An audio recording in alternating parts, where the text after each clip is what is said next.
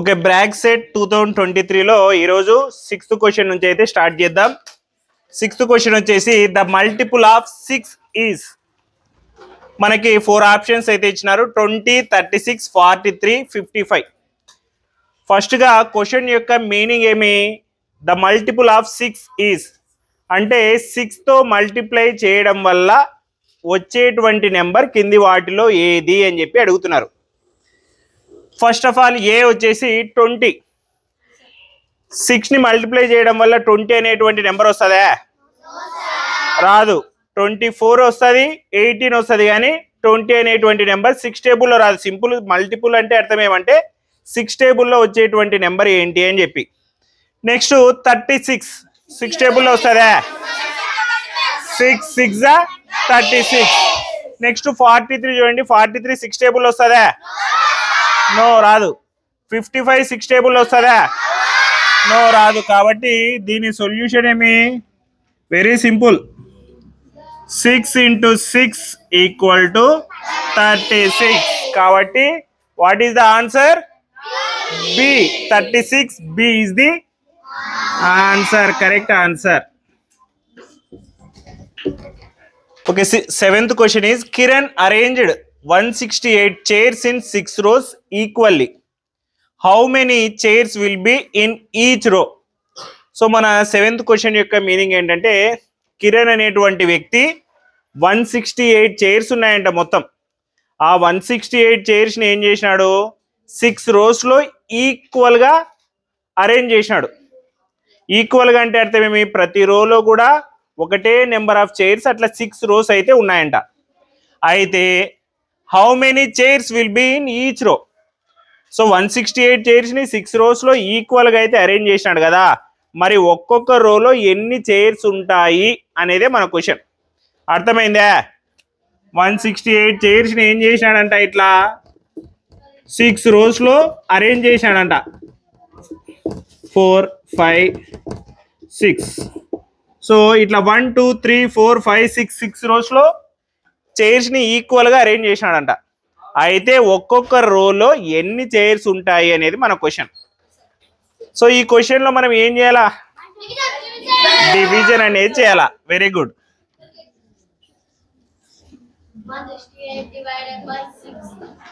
Total chairs ఎన్ని?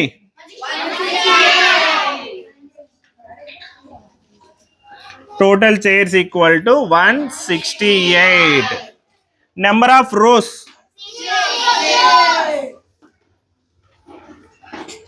Number of rose వచ్చేసి 6. ఇప్పుడు దేన్ని దేంతో డివిజన్ చేయాలా?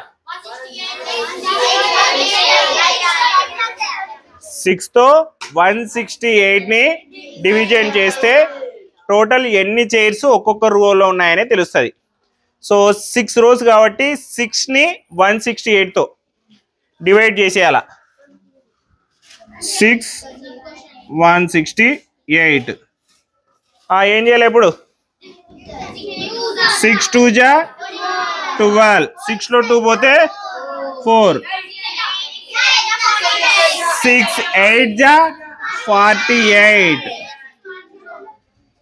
So how many chairs in one row? 28. So there are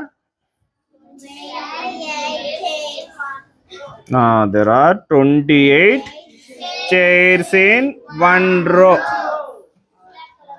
Chairs in each row.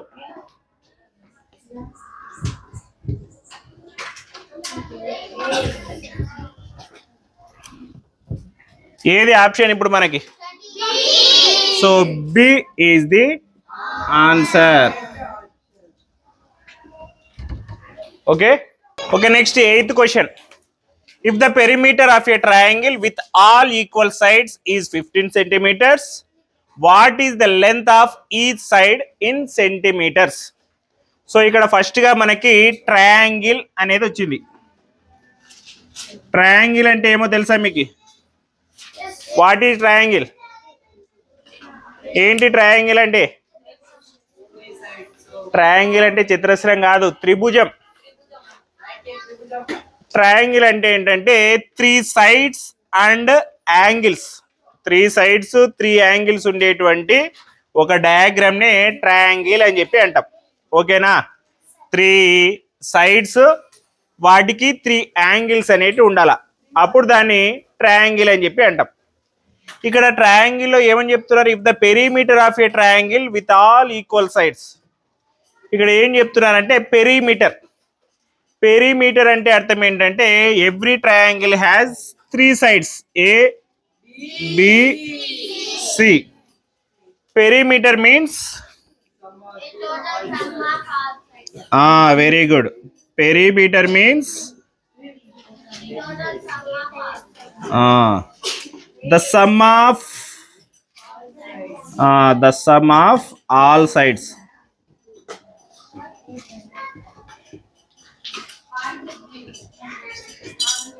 All sides. ఇక్కడ మన ట్రయాంగిల్ లో సైడ్స్ ఏమనుకున్నాం? A B C. So the sum of all sides అంటే ఏం చేయాలా? A plus B plus C.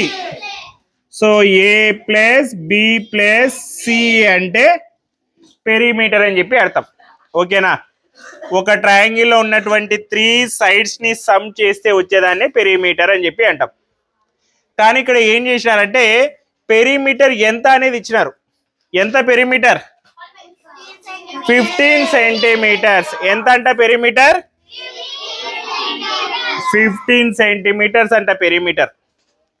దాంతో పాటు ఇంకొక విషయం కూడా చెప్పినారు, విత్ ఆల్ ఈక్వల్ సైడ్స్ అంటే ఏ బి సి అన్ని కూడా ఈక్వల్ సైడ్స్ అంటే. ఈక్వల్ సైడ్స్ అంటే అర్థం ఏంటంటే ప్రతి దాని యొక్క మెజర్మెంట్ సేమ్ గా ఉంది.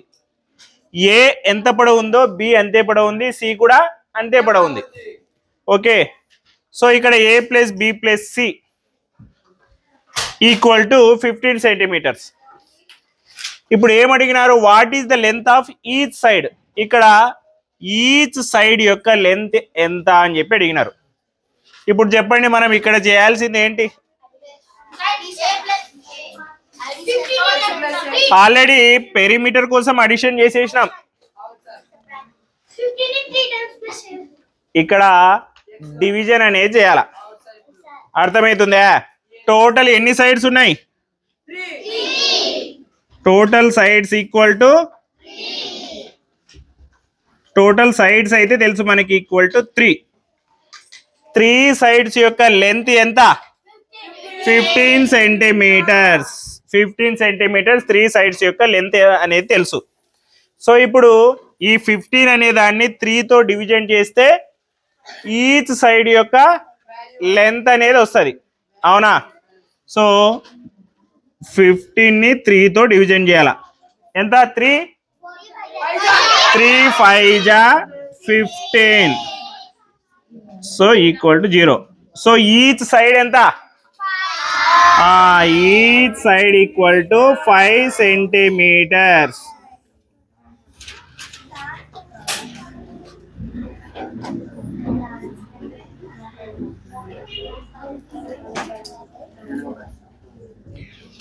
ఒకసారి బాగానండి, ఒక ట్రయాంగిల్ ఉందంట. ట్రయాంగిల్ వచ్చేసి ట్రయాంగిల్లో ఆల్ సైడ్స్ ఆర్ ఈక్వల్ అంట. ఆల్ సైడ్స్ ఆర్ ఈక్వల్ ఉన్నటువంటి ట్రయాంగిల్ ఏమంటారు తెలుసా? ఈక్వలేటరల్ ట్రయాంగిల్ అని చెప్పి అంటారు. సో ఈక్వలేటరల్ ట్రయాంగిల్ లో అన్ని సైడ్స్ వచ్చేసి ఈక్వల్ గా ఉంటాయి, వాటి లెంత్ అనేది ఈక్వల్ గా ఉంటది. సో మొత్తం లెంత్ ఎంత? పెరిమీటర్ 15 centimeters అంట. సో ఏమడుగుతున్నాడు? ఒక్కొక్క సైడ్ వాల్యూ ఎంత, లెంత్ ఎంత అని అడుగుతున్నాడు. సో ఏం చేసినామంటే 3 sides ని 15ని డివిజన్ చేసేసినాం. 3 5 15. సో ఒక్కొక్క సైడ్ లెంత్ ఎంత? 5 centimeters.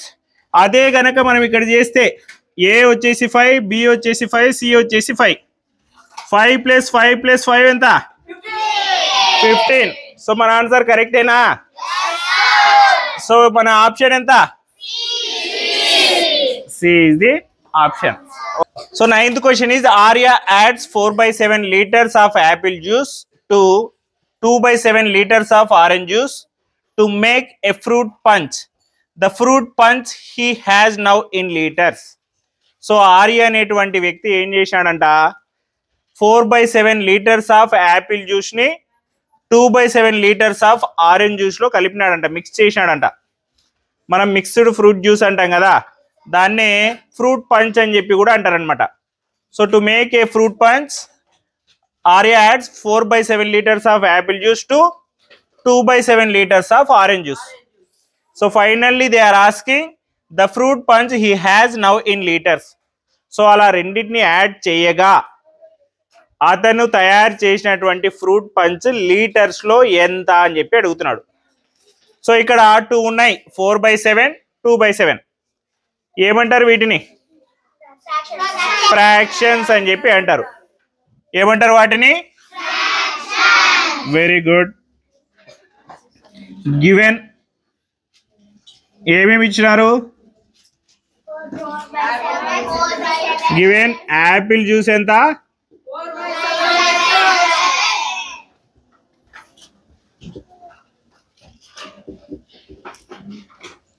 4/7. దేంట్లో? లీటర్స్.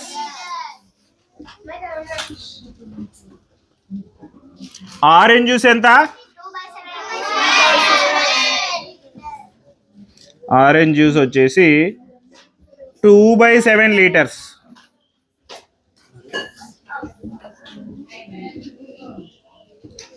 ఇక్కడ యాడ్ చేసినారు అంటున్నారు. సో వాళ్ళు యాడ్ చేసినారంటే మనం కూడా ఏం చేయాలా? యాడ్ చేయాలా, అంటే అడిషన్ చేయాలా. ఇక్కడ ఏమేమి ఉన్నాయి? 4/7 ప్లస్ 2/7. ఈ రెండు ఎటువంటి fractions? Liked fractions. Liked fractions లో ఏముంటాయి? డినామినేటర్స్ రెండు కూడా సేమ్ గా ఉంటాయి. సో ఫ్రాక్షన్ లో పైన ఉండేదాన్ని న్యూమరేటర్, కింద ఉన్నటువంటి దాన్ని డినామినేటర్. అంటే ఈ ఇక్కడ లైక్డ్ ఫ్రాక్షన్స్ లో 2 ఫ్రాక్షన్స్ కి డినామినేటర్ సేమ్ గా ఉన్నాయి. సో ఇప్పుడు మనం ఏం చేయొచ్చు అంటే ఎల్సిఎం రెండింటికి కలిపి ఒకటే 7ని రాసుకోవచ్చు. ఓకే, పైన ఏం చేయాలా? 4 + 2, 4ని 2ని అడిషన్ చేస్తే సరిపోతుంది. రెండింటికి కామన్ గా ఎల్సిఎం 7, పైన 4 + 2 చేసినాం. 4 + 2 ఎంత? సో 6/7 లీటర్స్ ఫ్రూట్ పంచ్ అయితే ఆర్యా దగ్గర అయితే ఉంటుందట. ఏది ఇప్పుడు మనకు option? A is the option. Okay okay, next 10th question. The value of 69 meters 50 centimeters minus 25 meters 60 centimeters is. So ఇక్కడ ఏం చేసినారంటే మనకి 2 మెజర్మెంట్స్ ఇచ్చినారు. ఆ 2 మెజర్మెంట్స్ని సబ్ట్రాక్ట్ చేయాలి అని కూడా మధ్యలో మైనస్ ఇచ్చేసినారు. ఆ 2 మెజర్మెంట్స్ ఏమి? 69 meters 50 centimeters ఒకటి, 25 meters 60 centimeters ఒకటి. ఇప్పుడు మెయిన్గా 1 meter = how many centimeters? 100 centimeters కదా. సో 69 meters 50 centimeters లో నుంచి 25 meters 60 centimeters అయితే తీసేయాలంట. డైరెక్ట్గా గివెన్ అని చెప్పి రాసి అక్కడ ఇచ్చినది రాసేయచ్చు. గివెన్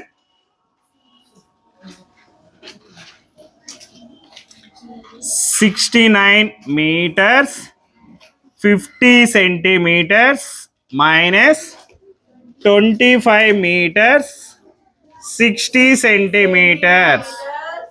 ఓకే, దీన్ని మనం ఎలా రాసుకుందామంటే 69.50 25.60. ఓకే, ఇవి మీటర్స్, ఇవి సెంటీమీటర్స్. ఒక మీటర్కి వచ్చేసి 100 centimeters. సేమ్ మనకి రూపీస్ ఎలాగైతే వాల్యూ ఉంటుందో 1 రూపీ = 100 పైసా, ఇక్కడ కూడా అంతే.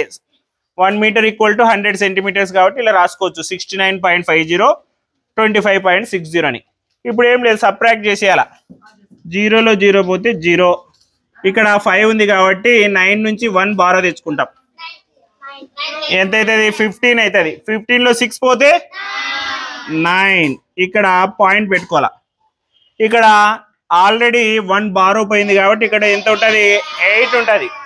8లో 5 పోతే 3. ఇక్కడ ఏం బారో పోలేదు కాబట్టి 6 ఉంది.